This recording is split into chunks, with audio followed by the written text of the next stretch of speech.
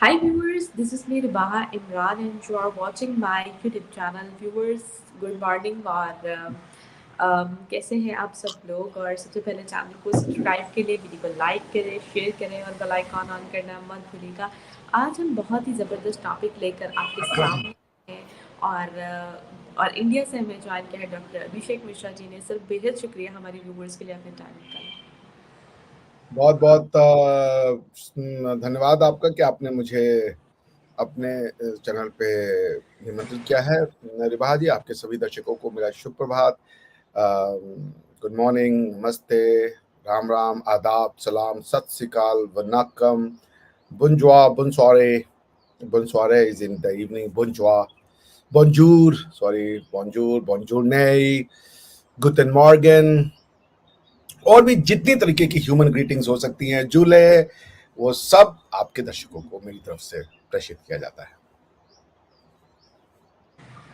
अच्छा सर, आज हम दो टॉपिक्स पे डिस्कस करेंगे और सबसे पहला टॉपिक आपसे डिस्कस करती जाऊँ कि इंडिया ने एक बहुत बड़ी अचीवमेंट करने जा रहा है 2026 में। India going to launch Asia first electric air taxi in India by 2026। इस पर आप क्या कहना चाहेंगे सर? इस पे क्या ही कहा जाए। देखिए, जब आप मैं कैसे बताऊं आपको, मैं कोई वैसा वाला आप वो जो फैक्ट इंफॉर्मेशन देने वाला बंदा नहीं हूँ, बट ठीक है, चूंकि आप मुझसे सुनना चाहती है तो जिस जिस तरीके से मैं देखता हूँ मैं बता देता हूँ, ठीक है ना। समाज और मानवता वो हजारों हजार साल की है, ठीक है ना। हजारों करोड़ साल से मानवता है इस पृथ्वी पर, और उसने सतत निरंतर ही विकास किया है, ठीक है ना। हमारे आपकी सभ्यता ने निरंतर विकास किया है, और भारतीय सभ्यता ने तो और भी निरंतर विकास किया है। तो अभी कुछ दिन पहले मेरे पास एक रील आया, और फॉरेन की किसी यूनिवर्सिटी में ये डिस्कशन हो रहा था कि मोहनजोदाड़ो और हड़प्पा में एक सील मिली है, एक मुहर मिला है। उस मुहर की खास बात यह है कि उसको पशुपति मुहर कहते हैं। उसमें भगवान शिव जो हैं वो एक बहुत एडवांस्ड और टफ योगा पोजीशन में बैठे हैं। तो वो दोनों डिस्कस कर रहे थे कि सोचो, इसको तो उकेरा है इन्होंने, और उसकी जो कार्बन डेटिंग से एज मिलती है 5 से 6 हजार साल है, कि 5 से 6 हजार साल पुरानी ये सील होगी। लेकिन जानकारी इस योगा पोजीशन की वो कितनी पुरानी होगी ये सोचो, क्योंकि इतनी एडवांस योगा पोजीशन की प्रैक्टिस 20-25 हजार साल पुरानी हमारी अद्भुत सभ्यता है, जिसमें भारत ने सदैव, जिसे कह लीजिए साइंस टेक्नोलॉजी, इसके थ्रू विकास किया है, मानवता को यह संदेश दिया है। आप समझ रही हैं? So this is what I am saying to this time also, कि भाई आपके जो दर्शक हैं उनको, कि भारत ये ऐसी टेक्नोलॉजिकल, अब आज के समय में साइंस का उपयोग करके उसको मानव संबंधित जीवन को बेहतर बनाने के लिए एपरेटस ढूंढे जाते हैं, कि कैसे हम साइंस का उपयोग करके ऐसी कोई मशीन बना लें जिससे हमारा जीवन जो है बेहतर हो। तो अब जब पहले देखिए 2 पहिया साइकिल आई, फिर गाड़ियां आई, मोटर कार आई, फिर मोटर आया, मोटर कार आई, फिर अब आज के डेट में एयरपोर्ट टैक्सीज आएंगी, बहुत कुछ होगा, चलता रहेगा। वो भी है, आपको पता है कैप्सूल्स वाले वो ट्रैवल भी आ रहे हैं कि वैक्यूम के थ्रू ट्रैवल करके स्पीड को इस हद तक हासिल किया जा सकता है। एक ऐसा ट्यूब बना दीजिए जिसमें एयर फ्रिक्शन 0 हो जाए, वैक्यूम क्रिएट करके, और पीछे से एयर का पुश दीजिए, तो आप 500-600 किलोमीटर पर आवर की स्पीड पा लेंगे। तो आप मान लीजिए न्यूयॉर्क अगर इंडिया से 6,000 10,000 किलोमीटर है और आप 1,000 किलोमीटर की स्पीड से चल रहे हैं, तो आप न्यूयॉर्क बाई ट्रेन 10 घंटे में पहुंच जाएंगे। इस टाइप के जो है पॉड्स बनाए जा रहे हैं, just by applying simple science to through a tool. Science को किसी टूल में बदल देने का नाम टेक्नोलॉजी होता है ना, ठीक है। आपको साइंस पता हो सकता है, बट यदि आप उसका उपयोग नहीं कर पा रही हैं तो आपके पास टेक्नोलॉजी नहीं है, ठीक है ना। तो साइंस क्या है कि एयर का फ्रिक्शन 0 कर दीजिए, वैक्यूम कर दीजिए एक किसी इलाके में, किसी जगह पे, और उसके बाद उसमें पीछे से हल्का सा एयर का पुश दीजिए, तो वो चीज इतनी तेज भागेगी कि आप सोच नहीं सकती। आज आप देख लीजिए, वो कैप्सूल्स, वैसे कैप्सूल्स बनाए जा रहे हैं सारी दुनिया में, बहुत जल्दी वैसा ट्रेवल आ जाएगा। सो बॉटम लाइन ये मैं कहना चाह रहा हूँ कि ये एयरपोर्ट की टैक्सी बनना या एयर टैक्सी बनना, बिकॉज नीचे इतनी अब टेक्नोलॉजी और साइंस के एक फ्लिप साइड भी है। फ्लिप साइड ये कि आपने कारें तो ले ली हैं, पर सड़कें कहाँ से लाओगे? कारें तो आपने बहुत ले ली, पर सड़कें कहाँ से लाओगे? कारें तो तुमने बहुत ले ली, पार्किंग कहाँ बनाओगे? आय हाय हाय हाय, ये तो शेर हो गया। सड़क कारें तो तुमने बहुत सी ले ली, सड़कें कहाँ बनाओगे? कारें तो तुमने बहुत खरीद ली, पार्किंग कहाँ लगाओगे? आप समझ रहे हैं? तो बॉटम लाइन ये कि फिर उसका सॉल्यूशन चाहिए लोगों को। आप भी गाड़ी चलाती होंगी, आप तो लाहौर जैसे शहर में है, इतना महान शहर, हमारे लिए तो और भी महान है, भगवान श्री राम के बेटे के नाम पे है वो शहर। तो लोग कहते हैं जिसने लाहौर देखा नहीं वो लभ्या ही नहीं। तो अब आप, वो जम्मिया ही नहीं है, बल्कि वो पैदा ही नहीं हुआ जिसने लाहौर नहीं देखा। तो आपके हिसाब से हम लोग पैदा ही नहीं हुए हैं। हमारी आपकी बातें, अब मैं भूत हूँ और हम लोग की बातें ऐसे चल रही सर हैं ऐसी हैं? बात नहीं, कहावत है, कहावतन ये कहा जाता है ना, तो लाहौर ऐसी की कहावतें क्यों बनाने की? कोई जन्मा नहीं, हम जन्मे लाहौर नहीं, हम की एक चीज कर रहे हैं। लाहौर की इम्पोर्टेंस बताइए। ये जो लाहौर से मोहब्बत है ना, वो किसी और चीज से नहीं हो सकती है। अच्छा, मेरा भी एक, हमारे यहाँ भी एक कहावत चलता है, जिसने गोवा देखा नहीं उसने कुछ खाया ही नहीं, भूखा प्यासा है वो। समझ रही हैं आप? तो खैर बॉटम लाइन ये, तो फिर ये साइंस एंड टेक्नोलॉजी की अब दौड़ है, भारत इसमें शामिल हो रखा है, और भारत के जो मेधा है, भारत के जो बच्चे हैं, क्योंकि कोई ऋषि भी कभी भारत का ही बच्चा था, तो भारत ने अद्भुत ज्ञान दिया है दुनिया को। अब आने वाले समय में भारत का ज्ञान जो है वो नई ऊंचाइयां छुएगा, नई ऊंचाइयां, उसको अब आप रोक नहीं पाएंगी।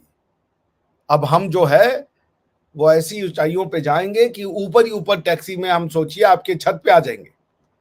अब सोचिए अगर ये वाला एयरपोर्ट टैक्सी बन गया तो हमारे और आपके यहाँ पे लोग आपस में ऊपर टैक्सियों के थ्रू आ रहे होंगे। समझ रही हैं आप क्या हो रहा होगा? आप ऐसे अपने घर की छत पे जाएंगी और बोलेंगे कि सुनो भैया जरा गोवा ड्रॉप कर दो, कितना रुपए लोगे? आप फ्लाई करते हुए आ जाएंगी, गोवा फ्लाई करते हुए आ जाएंगी दिल्ली। बस ये कि बम वम न लाइएगा, यही आपसे निवेदन है। बाकी आपका स्वागत है। हाँ जी, बताएं। सर आप आपने आपने बहुत ज्यादा वो समझ लिया। मुझे ये बताएं कि आपको मैं इतनी वो लगती हूँ कि मैं नफरतें जो है वो फैलाऊंगी, वो लोगों के घरों को तबाह करूंगी, मैं ऐसी लगती हूँ नहीं, आपको? नफरत नहीं है। जो बम लेके आए थे उनको बहुत प्यार था, वो लोग प्यार में थे कि ये बेचारे नरक में जा रहे हैं, इनको जल्दी से इनका टिकट कटवाओ। वो प्यार में ही मारे थे, नफरती कोई नहीं था उसमें से। बात माने मेरी। अच्छा सर, आप मेड इन इंडिया ये जो है वो टैक्सी बन रही है और चीज़ें जो है देख रहे हैं कि हम मैन्युफैक्चरिंग में इंडिया बहुत आगे जा रहा है। सर आज की डेट में ये कहना गलत तो नहीं होगा कि इंडिया जो है मैन्युफैक्चरिंग का हब बनता जा रहा है और इलेक्ट्रिक व्हीकल्स का जो है वो हब होगा आने वाले टाइम में इंडिया? क्या कहें? देखिए रिवाजी सिर्फ इंडिया नहीं, let's talk on a serious note, सिर्फ इंडिया नहीं, ऑल्टरनेटिव एनर्जी की जो दौड़ है वो बहुत तेज हो रखी है। ऑल्टरनेटिव एनर्जी यानी कि फॉसिल फ्यूल पे डिपेंडेंस और रिडंडेंस कम करना। अब कल मैं एक वो देख रहा था, सऊदी अरेबिया ने एक कैंपेन चलाया है, come and visit Saudi. So they want come, they are what they are, वो क्या प्रमोट कर रहे हैं? सऊदी आइए, यहाँ की वाटर को देखिए, ग्रीन और प्योर वाटर को देखिए, जेद्दा सिटी को देखिए, और वो कर रही है। वही सऊदी है जिसने टूरिज्म को प्रमोट नहीं करते थे, सिर्फ और सिर्फ एकमात्र टूरिज्म उनका पिलग्रिमेज का टूरिज्म होता था। और वो बहुत है, क्योंकि वही एक ऐसी कंडीशन उन्होंने लगा दी कि उस पिलग्रिमेज के टूरिज्म से वो बहुत कमा सकते हैं, ठीक है ना? हालांकि लेकिन वो उस दिशा में नहीं जाना चाहते। वो कह रहे सऊदी अरेबिया में टूरिस्ट, आपको टूरिस्ट वीजा ही नहीं मिलता, वो टूरिज्म को प्रमोट ही नहीं करते। पर उनको भी पता है कि ये पेट्रोलियम प्रोडक्ट जो हैं इनकी लाइफ जो है, शेल्फ लाइफ है, वो ऑलमोस्ट खत्म हो रखी है। दुनिया इतनी तेजी से ग्रीन एनर्जी की तरफ जा रही है जो आप सोच नहीं सकती हैं। आप अगली बार पलक झपकेंगी तो मोस्ट ऑफ द, जब आप मेरी उम्र में आएंगी, जब आप मेरी उम्र में आ रही होंगी, तो आप देखेंगे कि मुझे पाकिस्तान का पता नहीं, क्योंकि पाकिस्तान एक दुनिया का अजीम कौम है, तो हम अजीम कौम पे कमेंट करने का तो भाई हम लोग की क्षमता नहीं है। बाकी ये जो कमीन कौम है, जो छोटे मोटे हैं हम जैसे लोग, ये लोग बहुत आगे जा चुके होंगे as far as the green technology is concern. तो अब मैं आपको बताऊं, इंडिया में आपको हर तीसरी गाल जो है ना, उसका नंबर प्लेट ग्रीन दिखता है। इसका मतलब है वो पेट्रोल से नहीं चलती, वो बैटरी से चलती है। तो आप उसी तरफ दुनिया जा रही है। तो जब दुनिया को ग्रीन एनर्जी चाहिए, दुनिया को पेट्रोलियम पे डिपेंडेंट कम करना है, और इसलिए नहीं कि किसी को सऊदी अरेबिया को या वेस्ट एशिया को हराना है, वो इसलिए कि ये डिप्लीटिंग सोर्सेज है ना। आपने धरती का सीना चीर के उसमें अंदर सब निकाल लिया, 15 20 25 साल में ही सारे पेट्रोल खत्म हो जाएंगे, दुनिया ने फूक देना है, एक्सटेंड कर देना है पेट्रोल को। जैसे दुनिया ने कई जानवरों को, जैसे वो आप चिकन तो रोज दबा रही होंगी रिबाज जी, मेरा पूरा यकीन है, बिना चिकन के तो आपकी सवेरे शाम हो नहीं रही होगी। अंडे भी चाहिए, चिकन भी चाहिए, तो बताइए वो चिकन और अंडा रोज कहां से आएगा जब सारी आप 24 करोड़ आप लोग खा रहे हैं। हमारे यहाँ भी 140 करोड़ में 120 करोड़ रुपए या कुछ नहीं तो 65 करोड़ चिकन खा ही रहे होंगे, पूरी दुनिया में भी चिकन खा रहे हैं। बेचारी चिकन कितना अंडा दे दे कि उसका अंडा भी खा ले, उसको भी खा ले। उस चिकन की आप सोचिए, अंडा दे दे के परेशान हो जाएगी कि हमको भी खाना है, इनको भी देना है, ह्यूमंस को जो है वो सेटिस्फाइड रखना है भाई हमें, तो ह्यूमंस ने चिकन ही बना लिया। तो पॉइंट ये है मेरे कहने का रिबाहा जी कि आने वाला समय जो है वो साइंस एंड टेक्नोलॉजी का होगा। पेट्रोल के ये जो कार्बन हाइड्रोकार्बन जो फ्यूल सोर्सेज हैं उनकी लाइफ शेल्फ लाइफ खत्म हो चुकी है, 20-25 साल की बात और है, उसके बाद दुनिया कुछ और हो चुकी होगी। इसलिए मैं आपसे फिर वही निवेदन करूंगा कि सारी दुनिया में ग्रीन एनर्जी ही एक सस्टेनेबल एनर्जी होगी। ग्रीन एनर्जी मतलब सोलर एनर्जी, ग्रीन एनर्जी मतलब विंड एनर्जी, ग्रीन एनर्जी मतलब वाटर एनर्जी, हाइड्रो एनर्जी जिसको आप कहते हैं। अब तो आजकल ये हो गया कि सड़कों पे चलते रहो तो उससे एनर्जी आ रही है। तो और इंडियंस आर ग्रेट साइंटिस्ट, मेरा इंडियंस पे बहुत भरोसा है, इंडियन सिविलाइजेशन पे, भारतीय सिविलाइजेशन पे मुझे इतना भरोसा है, क्योंकि जब मैंने इनकी किताबें पढ़ी है और जब मैंने अपने लोगों को जाना है, तो मुझे लगता है कि मैं अपने जो मेरे ऋषि पुनी थे, जो पूर्वज थे, उनके सामने मैं कितना कम जानने वाला हूँ। उनकी जो जानने की या जो उनका नॉलेज का वो था वो कितना सुपीरियर था। तो इसलिए मैं बस इतना ही कहूंगा कि ये जो हो रहा है ये सब फ्यूचर है, और सऊदी अरेबिया ने भी इस फ्यूचर को देख करके टूरिज्म फैलाने की शुरू कर दी है। पहले उन्होंने वहाबिज्म फैलाया, अब इसलिए मैं मोहम्मद बिन सलमान का बहुत बड़ा फैन हूं। अब वो आदमी टूरिज्म फैला रहा है, क्योंकि उसने पता है, उसने तो घर घर में मदरसे बांट दिए, तो उसका अंजाम तो देख लिया दुनिया ने क्या हो रहा है। अब घर घर में खुशियां बांटने का समय आ गया। जी सही हो गया सर। अच्छा सर, आज हम यानी कि दूसरे टॉपिक की जानिब आते हैं कि हम देख रहे हैं कि इस्लामिक कंट्रीज़ या कह सकते हैं कि एशिया में इंडियन वर्कर्स बहुत ज़्यादा वर्किंग कर रहे हैं। अब 13 कंट्री जिसमें 13 कंट्रीज़ में इंडियन वर्कर्स बहुत ज़्यादा काम कर रहे हैं। अब हुआ ये है कि ताइवान जो है वो इंडिया से ये डिमांड कर रहे हैं कि वो 1 लाख वर्कर्स इंडियन चाहते हैं, जिसके लिए वो एग्रीमेंट्स करने के लिए भी तैयार हैं और सैलरीज भी अच्छी अलॉट करने के लिए तैयार है। इंडियन गवर्नमेंट से ये कहा गया है कि उन्हें 1 लाख इंडियन वर्कर्स चाहिए। तो क्या कहना चाहेंगे आप इसको देखकर, क्यों इंडियन वर्कर्स की जो है वो इतनी ज़्यादा वर्थ जो है पूरी वर्ल्ड में मानी जा रही है, आखिर क्या वजूहत है? देखिए, 2 वजूहत है।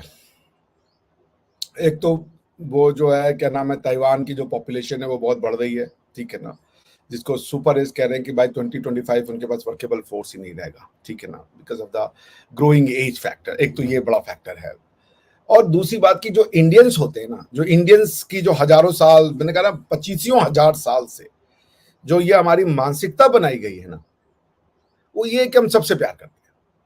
हम कहीं किसी से जाके नफरत नहीं करते कि ये गलत है, इसका कल्चर घटिया है, और हर जगह हम उसकी उन कल्चर्स को, उन भाषा को, उन तौर तरीकों को हम अपना लेते हैं, और हम अपना इंपोज नहीं करते। तो ये तो ताइवान की भी बात है। अभी देखिए, यहूदियों ने, यूज ने, इजराइल ने अभी बोला कि हमारी ये सारी फैक्ट्रीज है, वहां से पैलेस्टीनियंस निकलेंगे और इंडियंस आएंगे। क्यों इंडियंस को बुला रहे हैं? उनके बगल में अफ्रीकन है, अफ्रीकन को बुला सकते हैं, ऊपर लैटिन अमेरिकन है, लैटिन अमेरिकन को बुला सकते हैं, यूरोपियंस को बुला सकते हैं। वो क्यों बुला रहे हैं इंडियंस को? इसलिए नहीं कि रीजनेबल लेबर है, इसलिए कि इंडियंस के अंदर नफरत नहीं है। इंडियंस उनसे भी नफरत नहीं करते, सनातनी उनसे भी नफरत नहीं करते, जिनको यहूदियों ने सिखाया है। यहूदियों ने दुनिया को यह सिखाया है कि मूर्ति पूजा गलत है। आपने नहीं सिखाया कभी, आपको गलत फहमी हो तो। ये यहूदी थे जो दुनिया को आके बताए आज से 3,000 साल पहले कि भैया ये मूर्ति पूजा ये दुनिया की सबसे घटिया चीज है, और एक गॉड है। 10 कमांडमेंट पढ़ लीजिएगा जाके। यहूदियों ने दुनिया को ला इलाहा इल्लल्लाह दिखाया, सिखाया। आप मुसलमान ला इलाहा इल्लल्लाह से नहीं बनती हैं, ला इलाहा इल्लल्लाह से आप यहूदी बनती हैं। जब आप उसमें जोड़ती हैं ला इलाहा इल्लल्लाह मुहम्मदुर रसूलुल्लाह, तब आप बनती हैं मुसलमान। ये आपका कलमा है। तो जब आप उसमें जो पॉइंट क्या है, मैं वापस आता हूं कि ये जो कंसेप्ट, ये जो यहूदी है ना, इन्होंने दुनिया को दिया वन गॉड, इन्होंने दुनिया को दिया मूर्ति पूजा। 10 कमांडमेंट का पहला 2 कमांडमेंट जाके पढ़ लीजिएगा आप।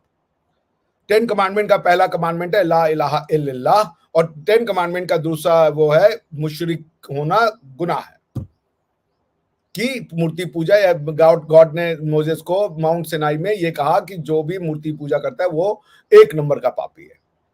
आज वो यहूदी जिन्होंने हमें पापी कहा, जिन्होंने हमारी जीवन शैली का मजाक उड़ाया, हमें पेगन कहा, आज वो कह रहे हैं कि आप आइए और हमारे यहाँ पे, क्योंकि आपने हमें कभी नहीं क्या नाम है परसिक्यूट किया। 2 बार यहूदियों का एक्सोडस हुआ, एक बार बेबीलोनियंस ने किया था और दूसरी बार रोमन्स ने किया। लेकिन जब ये इंडिया भाग के आए, और इंडिया भी इन्होंने कहा कि तुम लोग मूर्ति पूजा करते हो बेवकूफ लोग, हमने कहा हम बेवकूफ है, आप अपना सिनेगॉग बनाइए। आज भी उनके सिनेगॉग की रक्षा गवर्नमेंट ऑफ इंडिया करती है, पैसे देती है कि अपनी पॉपुलेशन बढ़ाओ। हमें गालियां देते हो, देते वो तुमको मुबारक हो।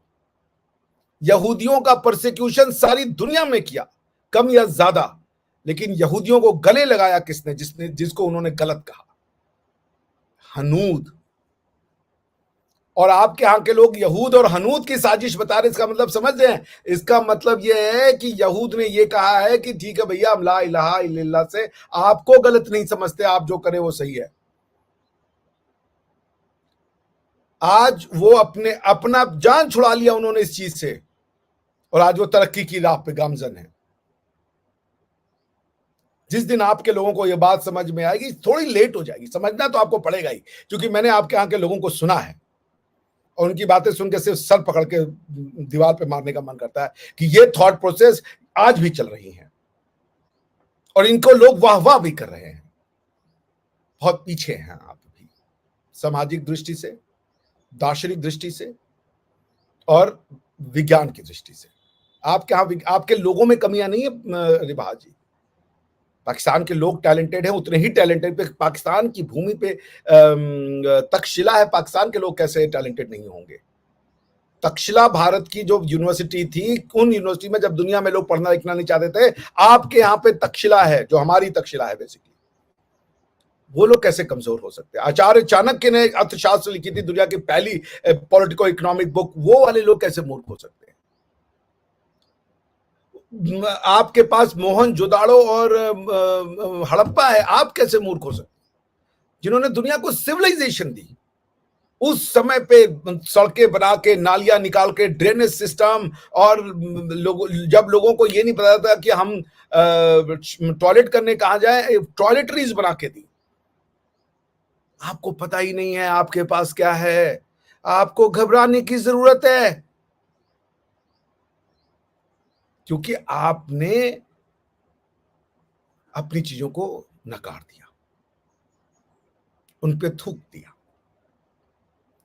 और जिसके लिए थूका आज वही आपसे लड़ रहे हैं।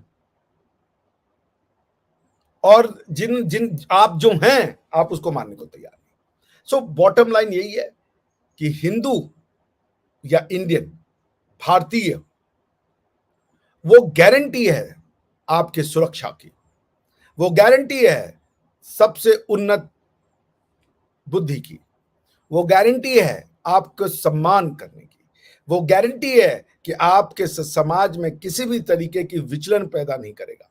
एक हिंदू को कभी आप नहीं देखेंगे, भारतीय को कभी नहीं देखेंगे कि वो न्यूयॉर्क की सड़कों पे पत्थर मार रहा है, ये करो, हम तो खालिस्तान वालों को गोली मार देंगे। ये नहीं, बेचारे वो शांति से रहते हैं हर जगह। भारत शांति का द्योतक है। आप भारतीयों को अपने यहां लाएंगे ना, निश्चिंत होकर सो जाइए कि ये आपके 1 रुपए को 100 रुपए बना देंगे, क्योंकि अपने साथ मेहनत लाते हैं और बुद्धि लाते हैं। कार्ल मार्क्स ने कहा था कि ये अरब, स्टार्टर्स, तुर्क ये तो इंफीरियर क्लास है हिंदुओं से। ये कार्ल मार्क्स का वो है, मैं आपको कहिएगा पढ़ के सुना दूंगा। कार्ल मार्क्स ने कहा था कि ये जो अरब स्टार्टर्स जिन्होंने इंडियंस को जीता, वो उनको इंडियंस ने हिंदुआइज्ड कर दिया। लेकिन अगर अगर इंडियंस किसी सुपीरियर रेस से हारा है तो उस रेस का नाम है ब्रिटिश। आज रिबाहा जी 1853 में या 56 में यह आर्टिकल लिखा गया था। 150 साल बीते हैं, 160 साल। आज 10 डाउनिंग स्ट्रीट में इंडियन है prime minister. Indian prime minister है, जो वो 150 साल पहले हमको बता रहे थे कि ब्रिटेन हमसे सुपीरियर रेस है और हमसे सुपीरियर ज्यादा जानना चाहते हैं। उनका प्राइम मिनिस्टर उनकी छाती पे इंडियन बैठा है, बिना पत्थर चलाए। लोगों ने वोट किया कि आ जाओ उनके पार्लियामेंटेरियंस के, बिकॉज के ब्रिटेन में एमपी सिस्टम चलता है, जो कि प्रधानमंत्री वही बनता है जो मेंबर ऑफ पार्लियामेंट्स का कॉन्फिडेंस जीतता है।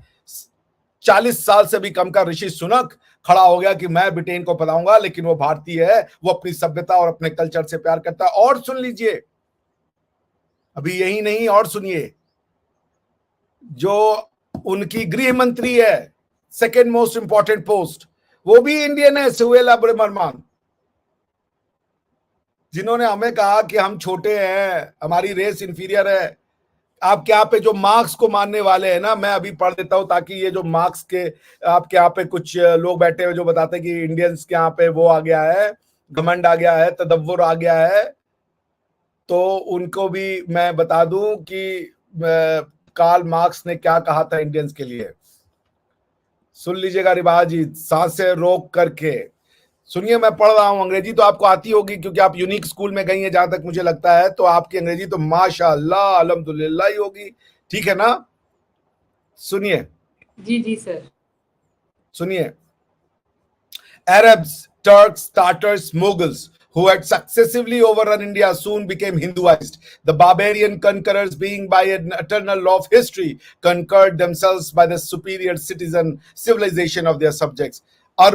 अरब, तुर्क, टाटर्स, मुगल्स, ये जो भी इंडिया को जीतने आए, सून ये हिंदुआइज हो गए। क्यों? क्योंकि ये बारबेरियन थे, और चूंकि बारबेरियन लोगों ने सिविलाइज लोगों को जीता, और ये नियम है, इटरनल नियम है कि जो अपने से अगर आप, चूंकि जो सिविलाइज्ड होता है वो पीसफुल होता है, जो बार्बरिक होता है वो खाली लड़ना मारना जानता है, हर बात पे गर्दन काट देंगे, ये काट देंगे, वो काट देंगे, वो बार्बरिक लोगों का पहचान है। इंडियन सिविलाइजेशन वो आए, उन्होंने हमें युद्ध किया, युद्ध हमारा चूंकि लास्ट रिजॉर्ट होता था, हमने उनको युद्ध में भी परास्त किया, और जो सिविलाइजेशनल अंडरस्टैंडिंग थी वो तो हमने यूं खत्म कर दी उनको। तो वो कह रहा है कि ये जो आए अरब, स्टार्टर्स, मुगल्स, ये तो इंडियन से, तुर्क्स भी, ये तो इंडियन से इंफीरियर थे और इसलिए ये हिंदुआइज्ड हो गए। फिर क्या लिखता है? The British were the first conqueror superior and therefore inaccessible to Hindu civilization. कि अंग्रेज पहले ऐसे कॉन्करर आए दुनिया में, इंडिया में, जो हिंदू सिविलाइजेशन से सुपीरियर थे। गायब हो गई, आप फ्रीज हो गई हैं। जी जी। तो आज जरा मैं कार्ल मार्क्स की उस भटकती हुई आत्मा से पूछना चाहता हूं, मिस्टर मार्क्स, 10 डाउनिंग स्ट्रीट में तुम्हारे यूरोपियन सिविल सुपीरियर सिविलाइजेशन में भारतीय प्रधानमंत्री तुम्हारे छाती पे बैठा हुआ है, क्या करोगे तुम? सुपीरियर हो। ये जो सुपीरियरिटी का कॉम्प्लेक्स अरबों, तुर्कों और अंग्रेजों में था ना, ये हमारे अंदर कभी नहीं था। क्योंकि हमारे अंदर क्या था? अहम निजः परो वेति गणना लघु चेत साम उदार चरिता नाम तु वसुधैव कुटुंबकम। इसका मतलब ये गैर है, ये हम है, ये करने वाले छोटी मानसिकता के लोग होते हैं। अच्छा सर, एक और खबर भी तो है कि यूके के जो प्राइम मिनिस्टर हैं ऋषि सुनक जी, जिनका ताल्लुक इंडियन ओरिजिन से, उन्होंने अभी जो है वो सुलेरा ब्रावरमैन है जी, उनको भी जो है वो हटा दिया है कैबिनेट से। इसके पीछे आखिर क्या रीजन है? सुवेला ब्रह्ममान जी ने एक आर्टिकल लिख दिया था जिसपे उन्होंने ये कहा, वो और ऋषि सुनक ने ऐसे किसी आर्टिकल लिखने को मना किया था। उसके बाद भी उन्होंने एक आर्टिकल लिखा जिसमें उन्होंने लिखा कि ये जो पैलेस्टीनियन प्रो पैलेस्टीनियन ऑर्गेनाइजर्स हैं, ये हेट मॉन्गर्स हैं, ये नफरती कीड़े हैं, और ये अंग्रेज इंग्लैंड की सड़कों पे नफरत को बढ़ा रहे हैं, और हमारा ये काम है कि इनको जो है वो दबाया जाए। और ब्रिटिश जो लंदन की पुलिस है उसने अपना काम ठीक तरीके से नहीं किया। इस बात पे चूंकि जो ऋषि सुनक है वो अभी इस तरीके का कोई विवाद नहीं क्रिएट करना चाहते थे, लेकिन फिर भी उन्होंने ये आर्टिकल लिख दिया ऋषि सुनक के मना करने के बाद भी।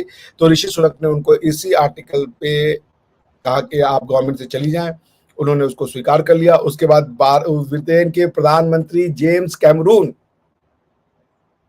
डेविड कैमरून, सॉरी क्षमा कीजिए, डेविड कैमरून बन गए हैं। और डेविड कैमरून की मैं, आप मुझे अगर 1 मिनट दें तो मैं आपको कुछ सुनाना चाहता हूं, दीजिएगा रिवाज जी, मैं सुनाना चाहता हूं।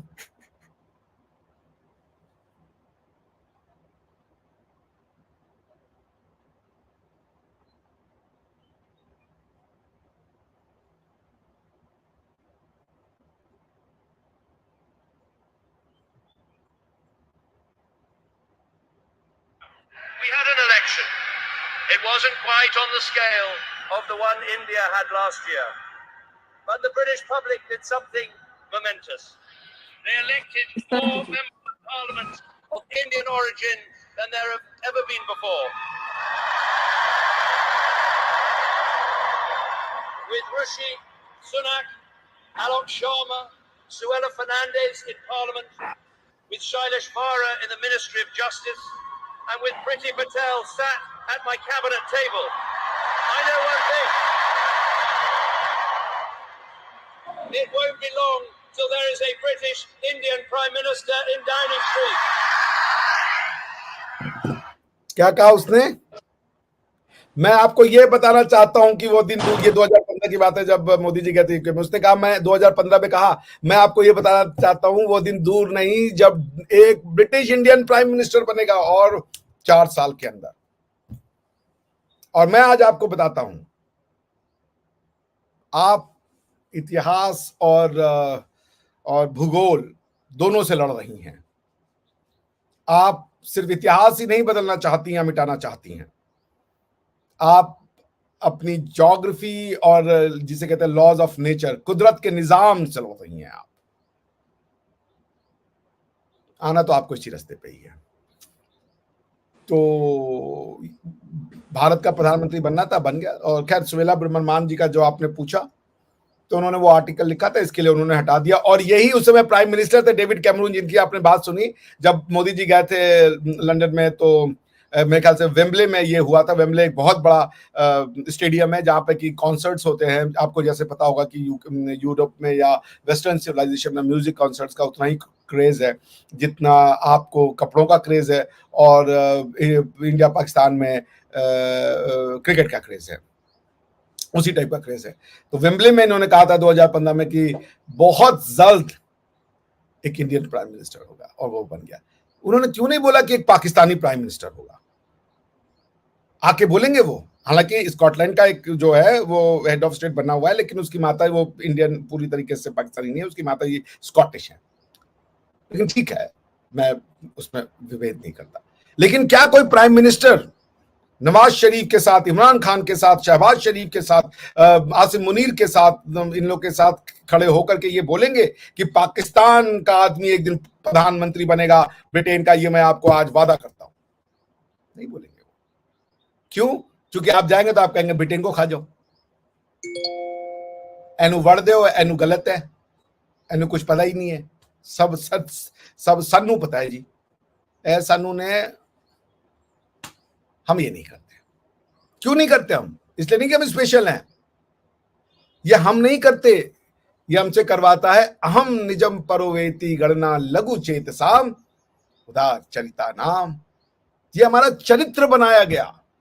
चाहो सबको प्यार करो। हमारे पूर्वजों ने ये सिखा दिया था हमें कि आने वाले समय में ऐसे आइडियोलॉजीज आएंगी जो नफरत की बात करेंगी, लेकिन आपको उनमें प्यार जगाना है। और हम जा रहे हैं। जिन्होंने हमें गलत कहा, उनके जिन्होंने हमको कहा कि हम इंफीरियर रेस हैं, हमारा प्रधानमंत्री है। जिसने जिसने हमें गलत कहा, हमारा प्रधानमंत्री है। यहूदियों ने दुनिया को एक गॉड का कॉन्सेप्ट दिया, हमारे कहा कि ये तो घटिया लोग हैं, मूर्ति पूजा करने वाले, इनके कई भगवान है, बेकार के घटिया लोग हैं। ये कहने वाले तो यहूदी थे ना। आज यहूदी कहते हैं कि इंडिया अगर चाहे तो हम इस डेडलॉक से बाहर आ सकते हैं।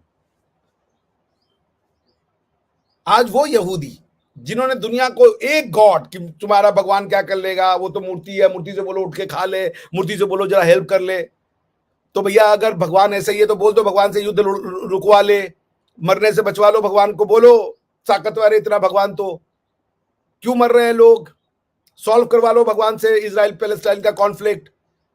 अगर इतना भगवान शक्तिशाली है जिसको तुम मान रहे हो तो बोलो उससे कि वो इजराइल पैलेस्टाइन का कॉन्फ्लिक्ट सॉल्व करवा दे।